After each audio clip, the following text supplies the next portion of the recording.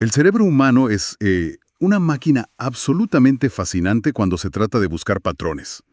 O sea, vemos formas en las nubes, rostros en una tostada quemada y constelaciones en un montón de estrellas esparcidas al azar. Totalmente.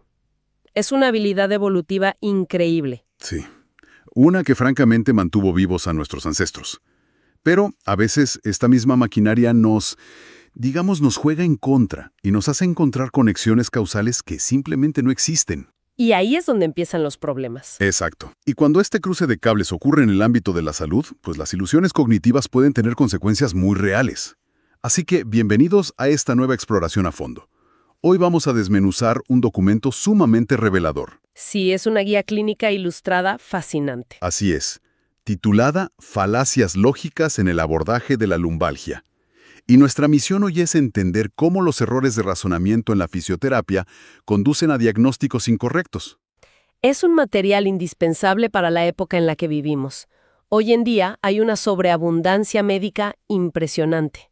Y algo fundamental que establece este texto es que todos somos susceptibles a cometer estos errores. Sin importar los títulos, ¿no? Claro, sin importar cuántos diplomas o años de estudio existan de por medio. El pensamiento crítico no es un talento innato, ¿eh? Es una habilidad que requiere un entrenamiento constante. Me parece fascinante que el nivel académico no sea un escudo contra el autoengaño. Y por eso, la idea de explorar estos textos hoy es precisamente entrenar ese músculo del pensamiento crítico, especialmente para quienes nos escuchan y alguna vez han sido pacientes. Exactamente. Lo que esta guía nos demuestra de manera brillante es cómo esas fallas en la lógica terminan provocando tratamientos inútiles y un sobrediagnóstico alarmante en el dolor de espalda baja. Ok, vamos a desglosar esto usando los casos clínicos reales que presenta la guía, casi como si fueran historias de misterio médico. Empecemos por una de las ilusiones más antiguas, este engaño del tiempo y la causalidad. En latín se conoce como post hoc ergo propter hoc. Que básicamente significa después de esto, por lo tanto, a causa de esto. Así mero. Y el primer caso es un clásico absoluto. Tenemos a un paciente masculino de 38 años. Llega a la consulta con una lumbalgia aguda, un dolor de espalda muy fuerte que empezó hace apenas 3 días. Ajá, el típico dolor repentino. Sí. Entonces el fisioterapeuta decide aplicarle un vendaje neuromuscular, esas cintas de colores, en la zona lumbar. Y al día siguiente, el paciente regresa maravillado. Como si fuera magia. Como magia. El dolor casi ha desaparecido por completo y afirma que el vendaje lo curó. El terapeuta anota en el historial que la respuesta fue excelente y decide convertir esa cinta en su regla de oro. Su herramienta infalible. Exacto, para cualquier lumbalgia aguda. Pero, a ver, ¿qué nos estamos perdiendo aquí? Porque a simple vista parece una historia de éxito rotundo. Es muy tentador verlo así, pero lo fascinante aquí es cómo esta conclusión ignora por completo el reloj interno del cuerpo humano. ¿Ok? Este es un error de manual porque omite un concepto médico crucial llamado la historia natural de la enfermedad. La evidencia científica es abrumadora al respecto. ¿Qué nos dice la evidencia? Pues que el 90% de los episodios de lumbalgia aguda van a mejorar de forma espontánea, solitos, en un periodo de 4 a 6 semanas. ¡Wow! El 90%. Sí, el cuerpo tiene mecanismos de resolución de inflamación y reparación sumamente eficientes. Entonces, en un cuadro de dolor que lleva solo 3 días, La probabilidad de que al cuarto día mejore es altísima. altísima. Esto iba a suceder independientemente de si al paciente le pusieron una cinta, le dieron un masaje o si simplemente se quedó sentado viendo televisión. Claro, el cuerpo hace todo el trabajo pesado y la cinta se lleva todo el crédito. Exacto. De hecho, los ensayos clínicos aleatorizados más rigurosos han demostrado repetidamente que el vendaje neuromuscular no supera el efecto de un placebo en el dolor lumbar agudo. Me pregunto por qué es tan difícil para un profesional aceptar que la mejora habría ocurrido de todos modos. Es casi como una necesidad de sentirse el salvador, ¿no? Totalmente. Hay un sesgo de intervención muy fuerte en las profesiones de la salud. Existe la presión de hacer algo para justificar el cobro de la consulta. Claro. Si no haces nada, el paciente siente que perdió su tiempo. Así es. Y aceptar que el tiempo fue el verdadero sanador golpea un poco el ego profesional, por lo que la mente prefiere aferrarse a la falacia de que su acción directa produjo el resultado. Esa ilusión de control me hace pensar en otra variante de este engaño, que el documento menciona como la falacia de la falsa causa. Y este segundo caso clínico plantea un escenario un poco más complejo. A ver. Imaginemos a un paciente de 52 años, pero esta vez con un dolor lumbar crónico. Llega a la clínica en la peor semana de su vida, reportando que el nivel de dolor es un 8/10. Un dolor paralizante. Sí, severo. El terapeuta le aplica una técnica manual que llama reequilibrio neuromuscular durante solo 15 minutos. Al terminar, el dolor baja a un 5. Ajá. En la siguiente sesión, baja a un 4. El terapeuta asume de inmediato que su técnica exclusiva fue la causa absoluta de la mejoría. Aquí hay una caída matemática del dolor justo después de la técnica. ¿Cómo se refuta algo tan inmediato? Bueno, este es un escenario increíblemente común en las clínicas y representa la tormenta perfecta de dos fenómenos muy potentes y suelen pasar desapercibidos. El primero es la regresión a la media. Suena a estadística pura. Y lo es un principio puramente estadístico. Las personas con dolor crónico no experimentan el mismo nivel de intensidad todos los días. El dolor se comporta como una ola, tiene picos y valles. Claro. ¿Y cuándo decide alguien buscar ayuda profesional de urgencia? Pues cuando ya no aguanta más en el pico del dolor. Exactamente. Generalmente cuando la ola está en su punto más alto. Si el nivel llega a un 8/10, estadísticamente la ola tiene que romper.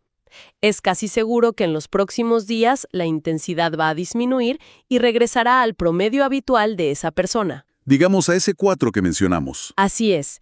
Y cualquier cosa que el terapeuta haga justo en la cima de esa ola parecerá un milagro. Es una observación brillante, porque nadie saca una cita médica de urgencia en un día promedio o cuando se siente de maravilla. No, se busca ayuda en el extremo estadístico. Y el segundo factor que entra en juego aquí es el inmenso poder analgésico del efecto placebo. Que es algo muy real, no es solo pensar positivo. Para nada. Es vital entender que el placebo no es un engaño consciente ni significa que el dolor se ha inventado. El simple ritual de acudir a una clínica, ser escuchado con atención. El contacto físico del profesional. Exacto. Todo eso, junto con la expectativa de mejora, generan cambios neuroquímicos reales en el cerebro. Se liberan endorfinas que reducen físicamente la percepción del dolor. ¡Wow! O sea que sin un grupo de control para comparar, es lógicamente falso atribuir ese descenso del dolor exclusivamente a la técnica de los 15 minutos. Absolutamente falso. Estás ignorando la estadística y la neurobiología de todo el ritual terapéutico. Es increíble cómo el contexto clínico por sí solo ya es una intervención. Ahora, esa fe ciega en lo que parece evidente no solo ocurre con las manos del terapeuta, también pasa con la tecnología, ¿verdad? Oh, sí. Y de manera muy peligrosa. Porque el documento hace una transición hacia la trampa de las imágenes médicas, introduciendo la falacia cum hoc ergo propter hoc, la famosa regla de que correlación no implica causalidad. Un clásico de la ciencia. Totalmente. Hay un caso sobre una mujer de 45 años con dolor crónico de 6 meses. Se hace una resonancia magnética y el resultado muestra una protrusión en el disco L4-L5 y algunos osteofitos. Lo típico que asusta a cualquiera. Sí, y el médico y el terapeuta le dicen que han encontrado la causa exacta de su dolor. El plan de tratamiento se centra por completo en no cargar ese disco jamás y movilizar solo esa zona. Parece el culpable perfecto, ¿no? Hay una fotografía que muestra una alteración física. Parece perfecto, pero ese es, sin lugar a dudas, uno de los mitos más destructivos en el tratamiento del dolor de espalda hoy en día. ¿Por qué destructivo? Porque asumir que cualquier alteración en una resonancia es la fuente del dolor es ignorar toda la evidencia moderna. La guía cita un estudio paradigmático publicado por Bringigigi en el año 2015. Ok. Y este estudio cambió las reglas del juego en la neuroradiología. Demostraron que el 37% de las personas de 20 años que no tienen absolutamente ningún síntoma de dolor, Cero dolor. cero, ya presentan hallazgos de degeneración discal en sus resonancias. A los 20 años. A los 20.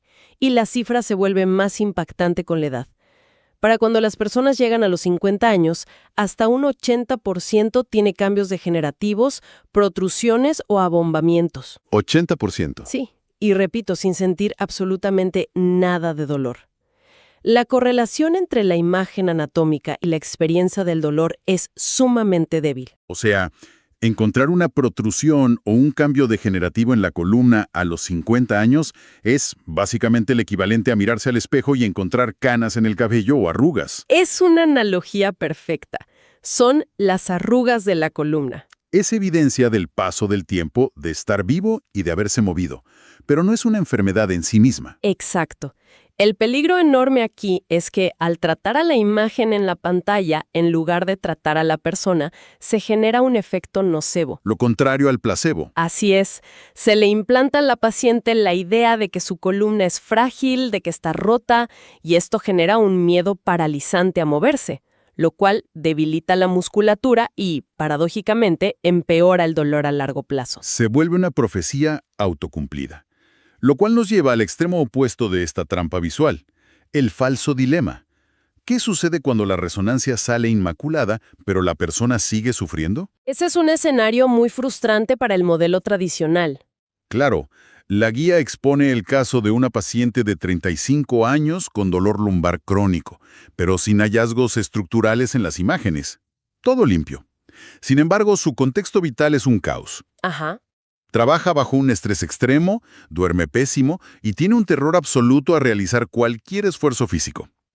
Obtiene puntajes altísimos en estas herramientas clínicas que miden el miedo al movimiento y el catastrofismo. Sí, los cuestionarios de Tampa y demás. Esos meros.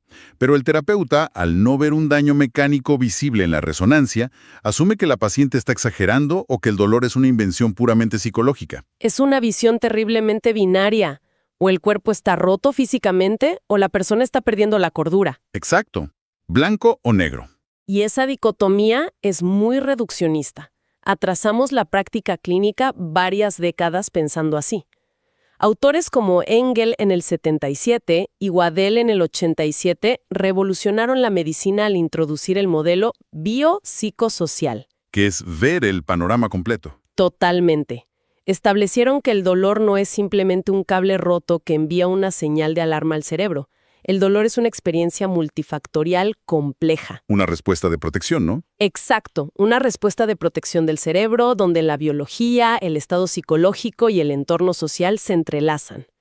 Hoy se sabe que las llamadas banderas amarillas, ¿Cómo cuáles? factores como el estrés crónico, la falta de sueño, el miedo al movimiento, la depresión, son predictores muchísimo más potentes para determinar si un dolor agudo se volverá crónico que cualquier alteración estructural que pueda aparecer en una imagen. Reducir el diagnóstico a daño estructural versus invento psicológico es ignorar por completo la neurociencia del dolor.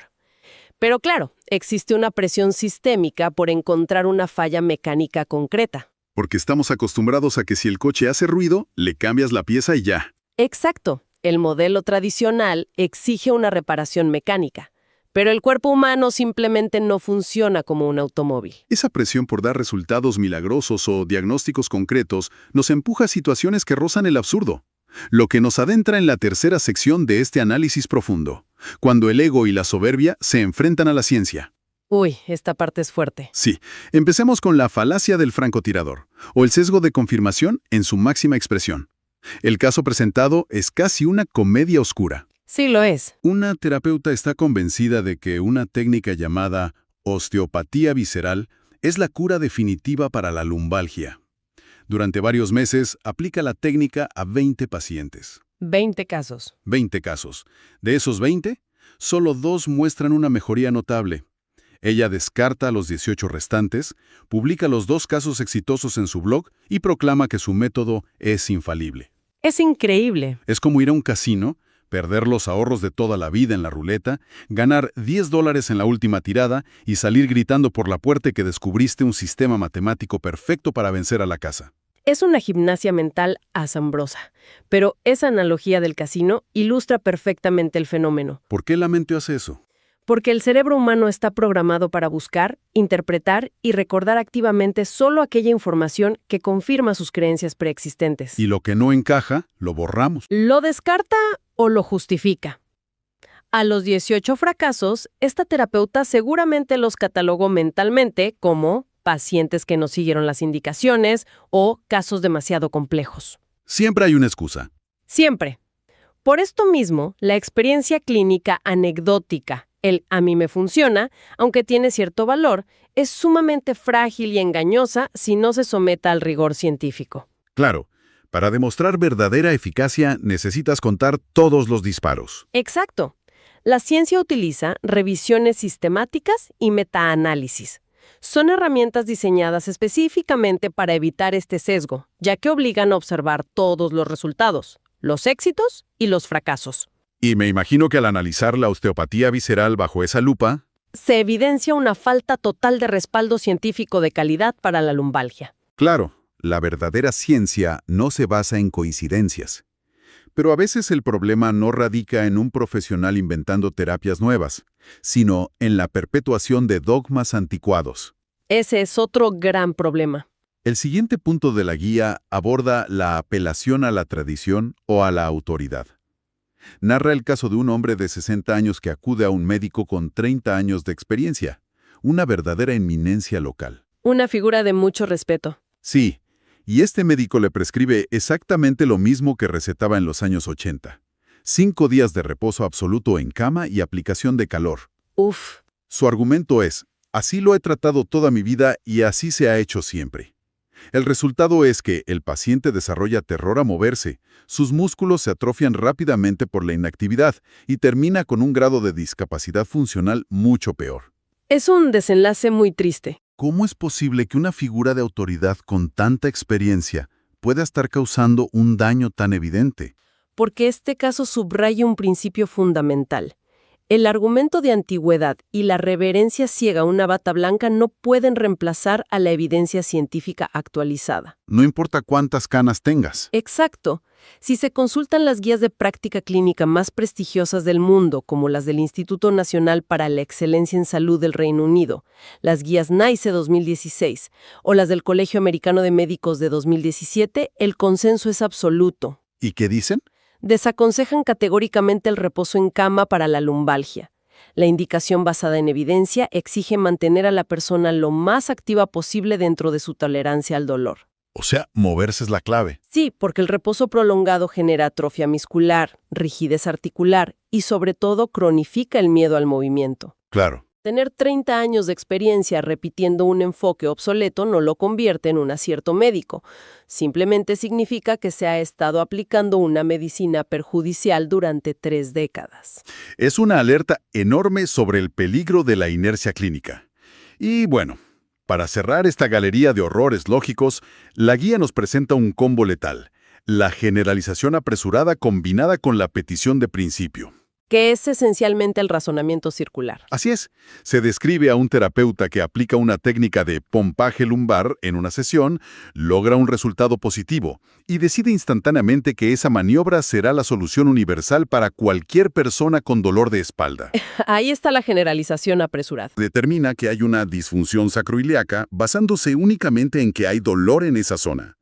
Y luego se justifica la presencia del dolor argumentando que existe una disfunción. Es un circuito cerrado. Totalmente. El diagnóstico justifica el síntoma y el síntoma justifica el diagnóstico. Esta lógica circular es una trampa perfecta porque el profesional nunca pierde en su cabeza.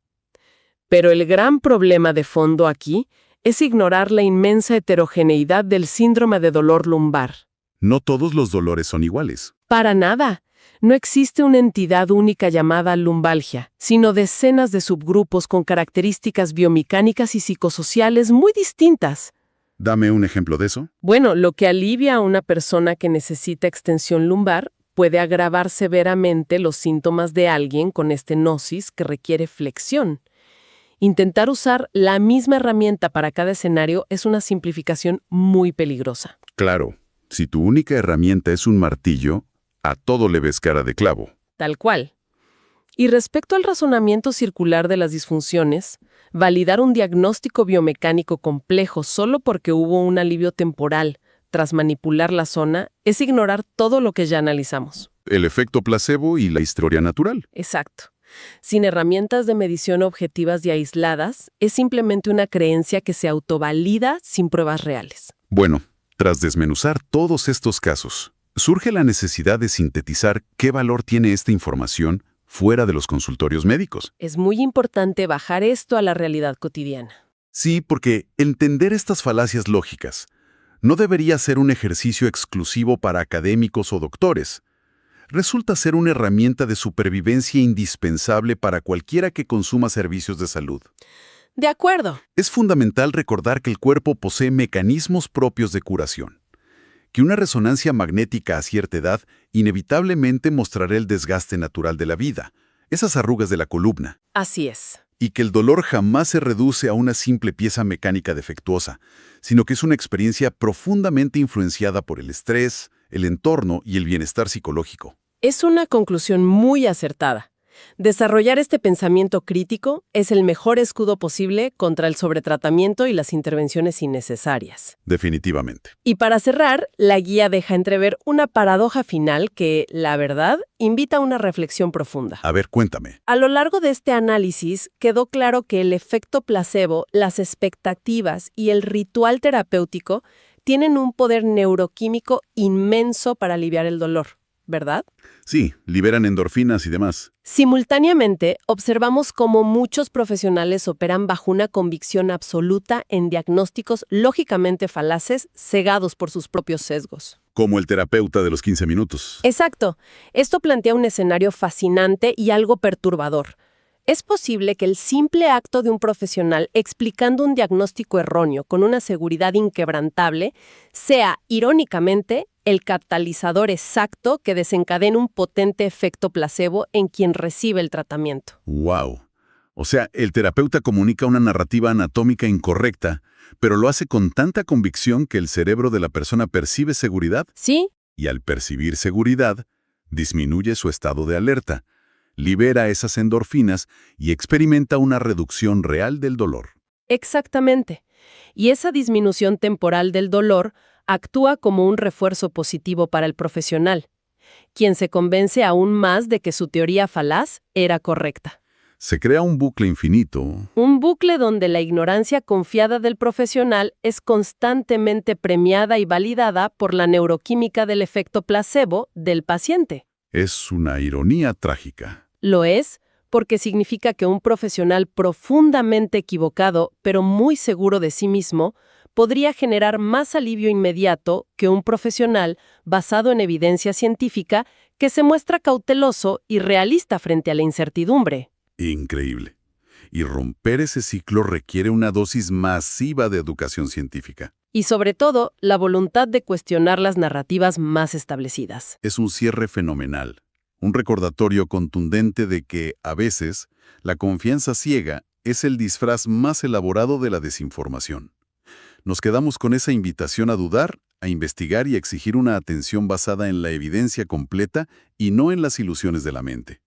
Muchas gracias por acompañarnos en este análisis profundo. Un placer. Hasta la próxima.